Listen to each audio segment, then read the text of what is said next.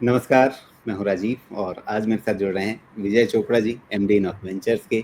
और उनसे हम त्योहारी शुभकामनाओं के तौर पर अपने दर्शकों के लिए चुने हुए शेयरों के नाम लेंगे। सबसे पहले तो विजय चोपड़ा जी को बहुत शुभकामनाएँ दे दें, दशहरे की बहुत-बहुत शुभकामनाएँ। आगे दीपावली आने वाली है, उत्सवों का ये मौसम है और इस मौसम में हर साल हम लोग बात करते हैं कि यहाँ से आगे किस तरह से लोग धन संपदा जुटाने की ओर, समृद्धि की ओर बढ़ें और उसमें शेयर बाज़ार कैसे उनकी ओर मदद करे, उनके लिए मदद करे। तो सबसे पहले थोड़ा बाज़ार से जो दिशा दशा मिल रही है अभी, उसके बारे में आपसे चर्चा करते हैं।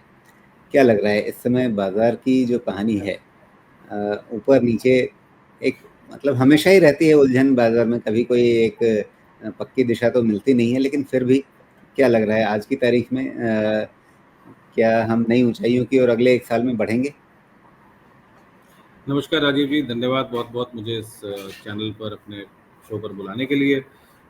देखिए, अगर आप ओवरऑल लास्ट ईयर का परफॉर्मेंस देखें निफ्टी का, तो -3% का डीग्रोथ रहा है। तो मोटा-मोटी हम ये कह सकते हैं कि बाज़ार कहीं गया ही नहीं, कहीं कुछ मूवमेंट भी नहीं हुआ। अगर आप निफ्टी 50 शेयर्स को भी देखें, तो चाहे वो टाटा स्टील हो, टाटा मोटर्स हो, एशियन पेंट्स हो, भारती एयरटेल हो या कोई भी बड़ी कंपनी जिसकी हम बात करें, जो भी निफ्टी कंपनीज़ हैं, कहीं पे भी कुछ विशेष हमें एक्शन देखने को नहीं मिला। और प्राइमरीली एक तरह से कह सकते हैं कि डायरेक्शनलेस मार्केट था। ना ही हमने कुछ बहुत ज़्यादा मिड कैप में, ना स्मॉल कैप में देखा। हाँ, आईपीओज़ बहुत आए, बाज़ार में नए निवेशक जुड़े, ये एक पॉजिटिव है। इसके अलावा जो अच्छी बात ये है, ये तो मैंने नेगेटिव्स बात करी, अच्छी बात ये है कि भारतीय बाज़ारों में कोई मेजर गिरावट भी नहीं आई। हालाँकि एफआईआईज़ लगातार बेचते रहे। ट्रंप साहब जब से आए हैं, उनका हम टेरर देख ही रहे हैं। ट्रंप टेरर से मार्केट भयभीत है।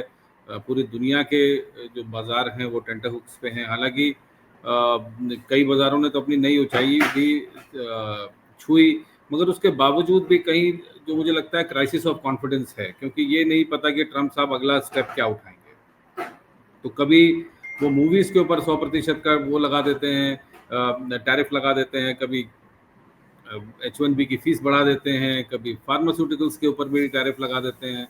और इंडिया के ऊपर जो ओवर एंड अबव 50% टैरिफ लगा और इस बात की सज़ा दी गई कि हम सस्ता तेल क्यों खरीद रहे हैं, हम अपनी अर्थव्यवस्था को के लिए डिसीजन लेने के लिए हम काबिल नहीं हैं। और बार-बार ये बोला जा रहा है कि आप रशिया से तेल ना खरीदें। हालाँकि यूरोप के कई देश रशिया से बहुत कुछ खरीदते हैं, अमेरिका भी रशिया से बहुत कुछ खरीदता है। तो ये मुझे लगता है कहीं न कहीं एक दोगलापन है जो देखने को मिल रहा है और एक स्ट्रॉन्ग आर्म टैक्टिक्स है जो यूएस कर रहा है। तो जो आपका सवाल है कि आगे क्या दिखाई देता है? आगे देखिए, हमने बहुत कुछ बुरा देखा है, हमने वॉर्स देख ली, हमने ट्रम्प टैरिफ्स देख लिए, हमने काफ़ी कुछ नेगेटिविटी देखी, एफआईआईज़ की सेलिंग देख ली, मगर उसके बावजूद भारतीय बाज़ारों में कोई बहुत ज़्यादा गिरावट देखने को नहीं मिली, ये एक बहुत अच्छी बात है। दूसरी बात, भारत सरकार ने जो स्टेप्स लिए, अभी जो जीएसटी में कमी करी कंजम्पशन बढ़ाने के लिए, कल भी अगर आप देखें आरबीआई गवर्नर साहब ने जो क्रेडिट पॉलिसी में ऐलान किए, उसमें हालांकि रेट कट नहीं था, मगर बहुत कुछ था लिक्विडिटी बढ़ाने के लिए, कैपिटल मार्केट्स को सपोर्ट करने के लिए काफ़ी कुछ था। जैसे जो मार्जिन फंडिंग, सॉरी, जो आईपीओ फंडिंग है उसको बढ़ा दिया गया, बैंक्स के लिए लिक्विडिटी, एनबीएफसीज के लिए लिक्विडिटी बढ़ाई गई। तो ओवरऑल ये इकोनॉमी को सुदृढ़ करने के लिए अच्छी चीज़ें हैं। जो इनकम टैक्स लॉ में बहुत बदलाव किया गया, 12 लाख की लिमिट बढ़ाई गई, तो वो भी मुझे लगता है हर एक व्यक्ति जो कि नौकरीशुदा है, नौकरी करता है, तो उसके हाथ में कुछ तो 25-50 हज़ार लाख रुपया जो एक्स्ट्रा पहुंचेगा, वो भी एक बहुत अच्छी बात है। तो कहीं ना कहीं जो भारत सरकार के स्टेप्स हैं वो तो सकारात्मक हैं, मगर जो इंटरनेशनल ट्रबल्स हैं वो पीछा नहीं छोड़ रही हैं। दूसरा, एफआईआईज लगातार बेच रहे हैं, उनको समहाउ या तो कोई इंस्ट्रक्शन दी गई है अमेरिका के जो बड़े फंड्स हैं उनके द्वारा कि आप लगातार बेचते रहिए इंडिया को। तो मैं ये कहूँगा कि आगे थोड़ा सा मैं स्केप्टिक हूँ कि किस तरीके से बाजार चलेगा। अभी भी जियोपॉलिटिकल टेंशन्स हैं। अगर आप देखें, इजराइल का युद्ध नहीं थम रहा है, रशिया का युद्ध नहीं थम रहा है, बार बार पाकिस्तान धमकी देता है। 2-3 बार पाकिस्तान के राष्ट्रपति को और मुनीर साहब को बुलाया जा चुका है अमेरिका ओवल ऑफिस में बहुत सालों बाद कोई अमेरिकन प्रेसिडेंट ने किसी पाकिस्तानी प्राइम मिनिस्टर को बुलाया और उनके आर्मी चीफ को बुलाया, तो कहीं ना कहीं ये चीज़ें थोड़ी सी चिंताजनक हैं। हमारे सारे जो पड़ोसी हैं, चाहे वो नेपाल हो, चाहे वो पाकिस्तान हो, चाहे वो श्रीलंका हो, हर जगह कुछ ना कुछ समस्याएं चल रही हैं। तो अगेन कहना बहुत ही ज़्यादा मुश्किल है कि बाजार का एक्चुअल रुख एक तरफा होगा नहीं होगा।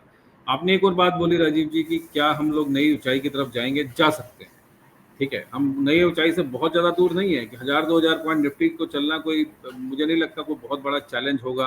कुछ 1-2 महीने भी अच्छे मिल जाते हैं तो या यूएस थोड़ा सा मेलो डाउन हो जाता है, ट्रम्प साहब थोड़ी सी हमें जगह दे देते हैं और हमारे टैरिफ्स यदि कम करते हैं, तो ओवरऑल मुझे लगता है कि ये एक अच्छी खबर होगी। क्योंकि मैं एक्सपेक्ट करता हूँ कि कहीं ना कहीं कोई ऐसी वार्ता होगी, ऐसा कोई नेगोशिएशन होगा जिससे जो जो टैरिफ लगाए गए हैं या भारतीय अर्थव्यवस्था के खिलाफ जो चीज़ें करी गई हैं उसमें थोड़ा बहुत नरमाई आनी चाहिए।